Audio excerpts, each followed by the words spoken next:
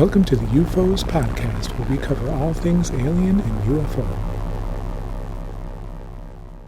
Welcome to the UFOs podcast. I'm your host, Jeff Zim. Pentagon UFO videos. The Pentagon UFO videos represent a series of military recordings that have fundamentally shifted public discourse around unidentified aerial phenomena. These incidents primarily involve footage from U.S. Navy fighter jets between 2004 and 2019, captured using advanced forward-looking infrared, FLIR, targeting cameras aboard aircraft carriers USS Nimitz and USS Theodore Roosevelt.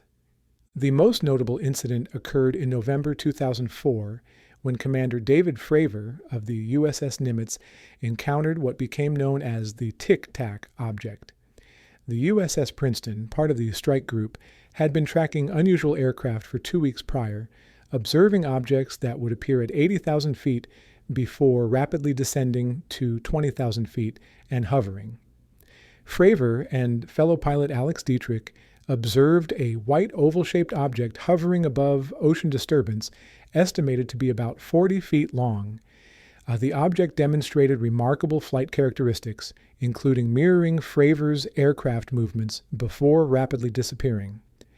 Lieutenant Commander Chad Underwood later recorded the infamous FLIR video of the object, coining the Tic Tac nickname partially inspired by the 1980 comedy film Airplane. Between 2014 and 2015, additional incidents occurred off the east coast of the United States involving pilots from the USS Theodore Roosevelt carrier strike group. These encounters resulted in the GIMBAL and GOFAST videos, showing objects that pilots could not identify through their instruments. The videos first gained widespread public attention in December 2017, when the New York Times published a significant report alongside two of the recordings.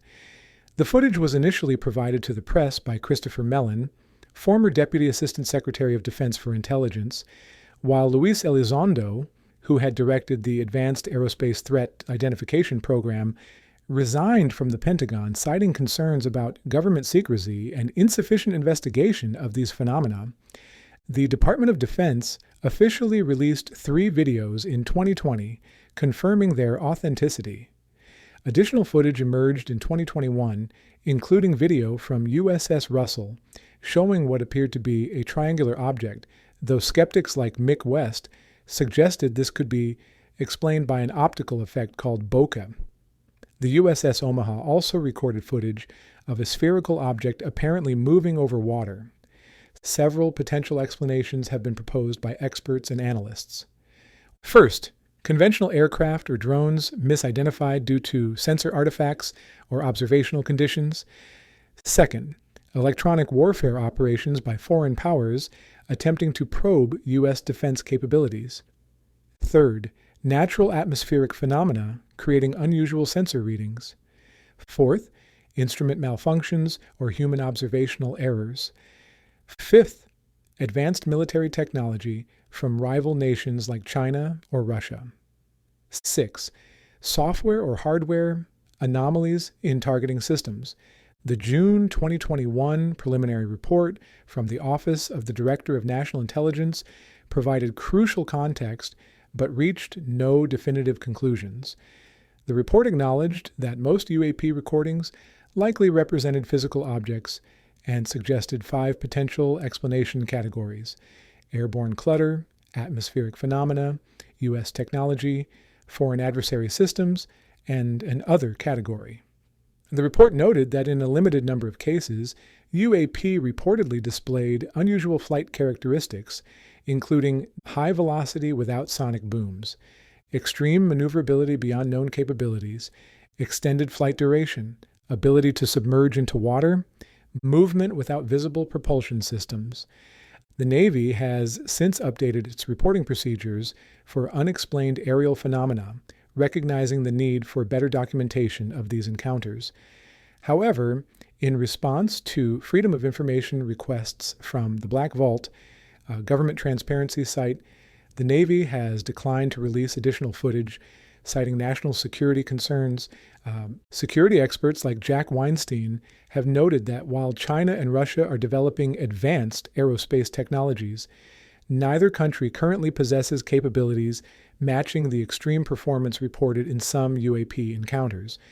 However, some analysts suggest that electronic warfare techniques could create false sensor readings that appear to show impossible maneuvers. Recent developments include the 2023 release of MQ-9 drone footage and congressional hearings featuring testimony from military personnel. In April 2023, the Pentagon's All-Domain Anomaly Resolution Office, AARO, revealed it was tracking more than 650 potential UAP cases. Some recent footage, including drone recordings from South Asia initially thought to be truly anomalous, was later identified as showing conventional aircraft through additional analysis. The ongoing investigation highlights several crucial aspects of the phenomenon.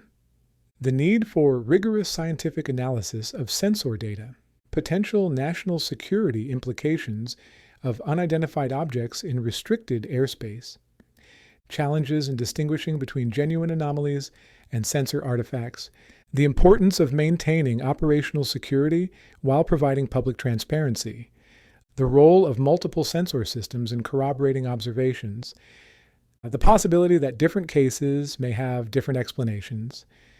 The phenomenon has attracted attention from serious researchers and skeptics alike. While some suggest these incidents could represent breakthrough technologies or extraordinary discoveries, others emphasize the importance of examining conventional explanations first.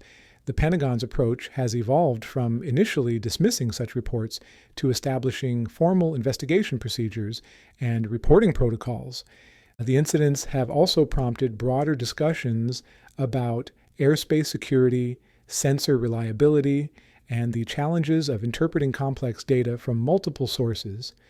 While speculation about extraterrestrial origins continues in popular media, military and scientific investigators focus on gathering concrete data and analyzing these events through established scientific and intelligence frameworks. As investigation continues through official channels like AARO and congressional oversight, the emphasis remains on collecting better data, improving reporting systems, and maintaining national security while pursuing scientific understanding of these phenomena. The balance between public disclosure and operational security remains a central challenge in addressing these incidents. Varginha UFO Incident. The Varginha UFO incident of 1996 emerged as one of Brazil's most compelling UFO cases, generating intense media coverage and transforming a quiet Brazilian city into an unexpected hub of extraterrestrial tourism. The pivotal event occurred on January 20th, 1996, when 3 young women aged between 14 and 22 years reported a startling encounter with an unusual creature on Dr. Benevenuto Braz Vieira Street in Varginha, Brazil, at approximately 3:30 in the afternoon. The witnesses provided detailed descriptions of the entity, characterizing it as a bipedal creature with distinctive features: a disproportionately large head, skin marked with vein-like patterns, 3 prominent protrusions on its head, and most strikingly, eyes that appeared as glowing red spheres. They observed that the being seemed unsteady or unstable in its movements, leading them to speculate it might have been injured or ill. In their terrified state, they fled the scene, initially telling their mother they had encountered what they believed to be the devil. The incident triggered a wave of related claims throughout the region. Local residents began reporting UFO sightings that had allegedly occurred in the days preceding the encounter. The situation escalated as additional reports emerged, including claims of more extraterrestrial beings being transported to and observed at a local hospital, unusual military and police activity in the area, and reports of an unidentified creature prowling in nearby forests. The local zoo experienced unexplained animal deaths, including a tapir, an ocelot, and 2 gray brockets, which some connected to the alleged extraterrestrial presence. These events, combined with rumors of a police officer's mysterious death, created a complex web of interconnected claims that ufologists would later attempt to link together. The Brazilian military conducted a thorough investigation into the incident, concluding their inquiry in 2010 with a decidedly mundane explanation. According to their findings, the women had likely encountered a homeless individual known locally as Mudinho, who was known to have mental health challenges. The military's report explained that the man's physical appearance, combined with being dirty from heavy rainfall and his crouching posture against a wall, could have easily led to misidentification by the frightened witnesses. The investigation also addressed the reported military presence, explaining that the observed trucks and personnel were conducting routine maintenance and standard duties in the area. Skeptical analysis of the case has been particularly pointed, with skeptic Brian Dunning offering a scathing critique of how media outlets and ufologists handled the incident. Dunning considers the Varginha case a prime example of how ordinary events can be dramatically inflated into extraordinary claims, describing it as the most compelling example of a case where literally nothing at all happened that was remotely unusual and was magnified into a case considered unassailable proof of alien visitation. Despite the official explanations, the incident has had a lasting impact on Varginha's cultural identity and economic development. The city has fully embraced its association with extraterrestrial visitors, incorporating alien imagery into its tourism infrastructure and marketing. Visitors can purchase gray alien dolls dressed in football uniforms at the incident site, and the municipality regularly uses alien-themed designs in its advertising campaigns. The town's commitment to this identity is evident in its architecture, featuring bus stops designed to look like spaceships and a striking 20-meter-tall water tower called the Nave Espacial de Varginha, complete with a disc-shaped water reservoir. The case has generated an extensive body of literature across multiple languages and formats. Brazilian ufologists Vittorio Paccaccini and Maxes Portes published Incidente em Varginha in 1996, while Ubirajara Rodrigues, who served as the primary investigator of the case, released O Caso Varginha in 2001. American surgeon and ufologist Roger Leir contributed to the international coverage with his 2005 book, UFO Crash in Brazil. The story has also inspired works in other media, including Philippe Auger's French comic book OVNI l'affaire Varginha in 2009, and Marco Antonio Petit's 2015 book Varginha, Toda Verdade Revelada. The incident's influence continues to resonate in popular culture through various media adaptations.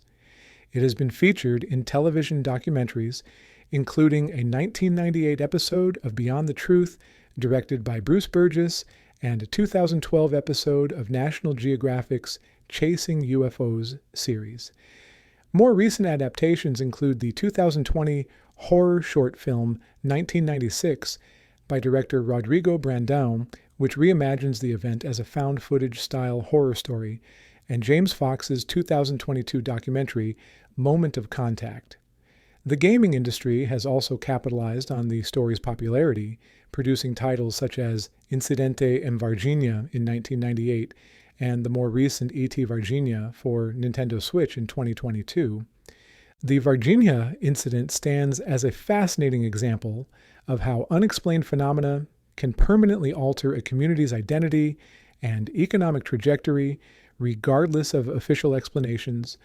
While skeptics maintain that the events have conventional explanations, the incident's lasting influence on popular culture and its transformation of Varginha into a UFO tourism destination demonstrates the enduring power of such narratives in capturing public imagination and reshaping local communities.